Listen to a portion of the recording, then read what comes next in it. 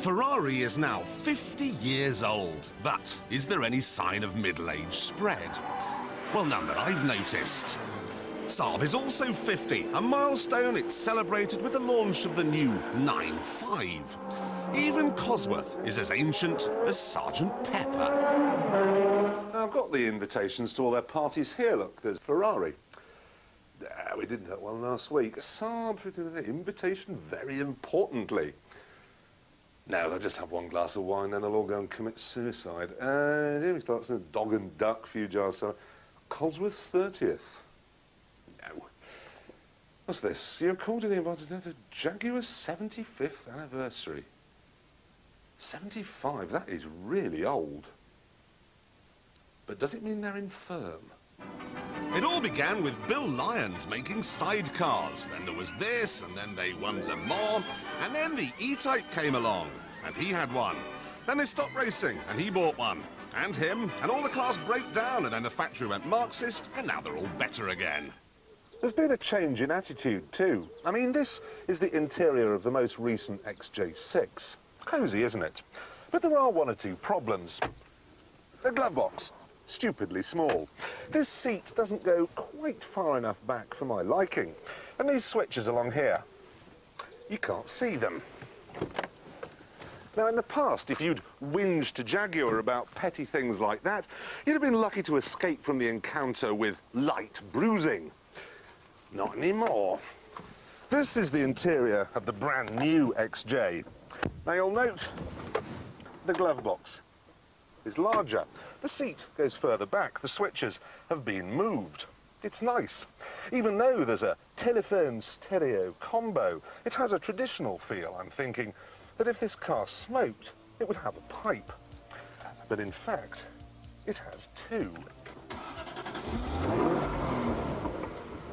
Big ones.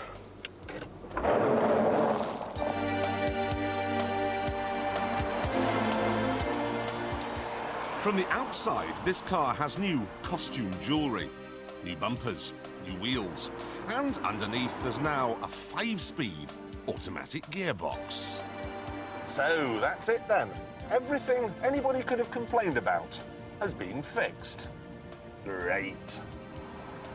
But the story isn't over yet. No one ever complained about having to turn the lights on when it went dark. But in this new model, you don't have to. It happens automatically. No one ever complained about the performance either, but that didn't stop the backroom boys from upping it a bit. Now, what we've got here are some serious sports cars designed to be fast above all else. There's a Mercedes SLK, low, sleek and light, with a supercharger for added zestfulness. There's a Porsche Boxster, a 2-seat mid-engined convertible.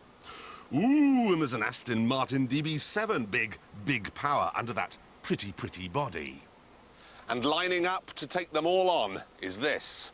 A 4-door saloon, a car that's about as sporty as a pair of Wellingtons.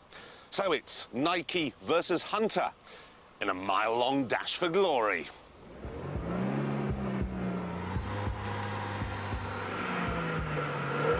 Before it was time to cry havoc and let slip the dogs of war, I simply had to put my gearbox in sport mode and shut down the air conditioning.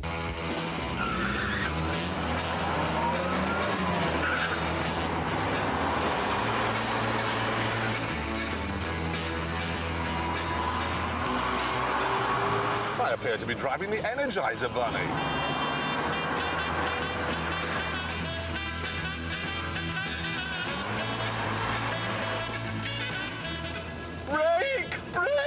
Brake! Enough, I'll talk! Stop!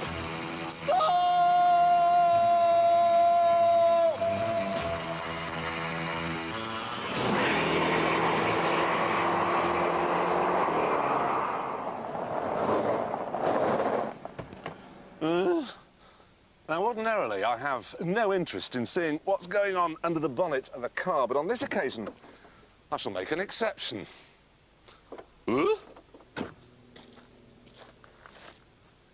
Wow. Actually, this isn't an XJ6 at all, as you've probably gathered. They've stopped making the six-cylinder engine now, and the V12. All XJs from now on come with a V8. And this one goes a little further, because it's supercharged. It's the £50,000 XJR, and it's the fastest four-door saloon I've ever driven. It is bonkers fast. She's taking me places I should never have been. In bald figures, it develops 370 brake horsepower, roughly the same as a Ferrari 355. I really can't stress this enough. If you're not prepared for the towering poke, the XJR will scare you half to death. It rockets from 0 to 60 in 5 seconds and is only brought to heel by electronic limiters that cut in at 155. Michael Meacher is gonna love it.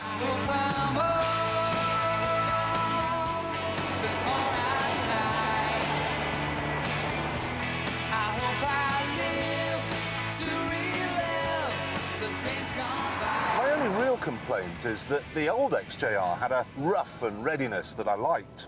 It was a bit like Brian Ferry, smooth and sophisticated on the outside, but underneath the Armani dinner jacket, it was still a rock star. This one, though, comes with computer-controlled suspension and the toughness is gone. You can still feel those big tyres scrabbling away, but it's muted. You can't have manual transmission either, and the V8 is much quieter and more refined than the old 4-litre 6. Now, you probably think that I'm being silly here, that there are bigger fish to fry, that I should be talking about the complete absence of rear legroom, or the tiny, tiny boot. But look, if you made that bigger, you'd lose the styling.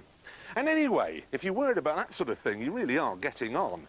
I mean, Jaguar's 75 now, and this runs on Alco Pops. Basically, if you want a lot of space, buy a Field.